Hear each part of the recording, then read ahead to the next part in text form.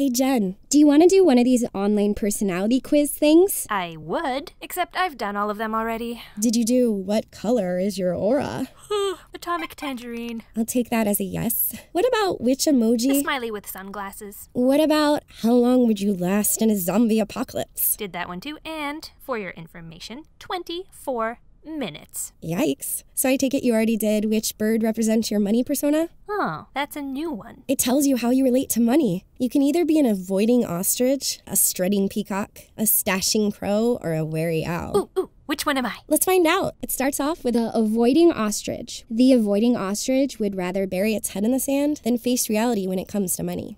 I don't think I'm that one. Deep down, the avoiding ostrich feels guilty or undeserving of money and tends to sabotage their own financial health. You can usually spot an ostrich persona by their stacks of unopened bills. Well, that doesn't sound like...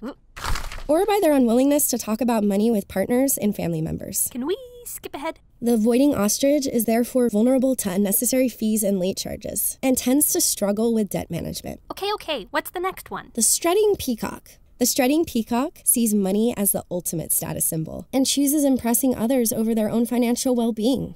Deep down, the strutting peacock believes that self-worth comes from the lifestyle they lead. So they tend to create the illusion of being more financially successful than they actually are. Yeah, not ringing a bell.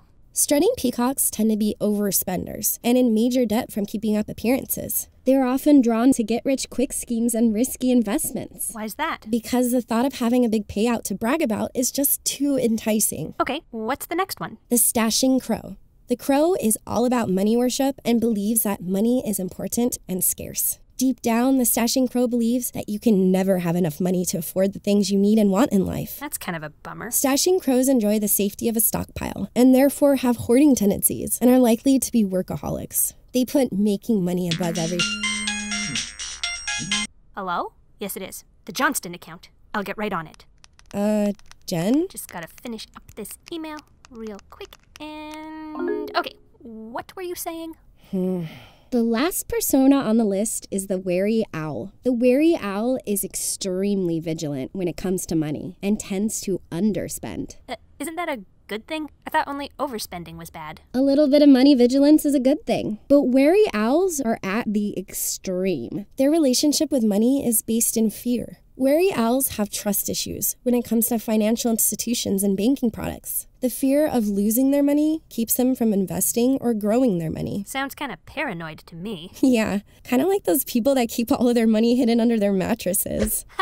So crazy.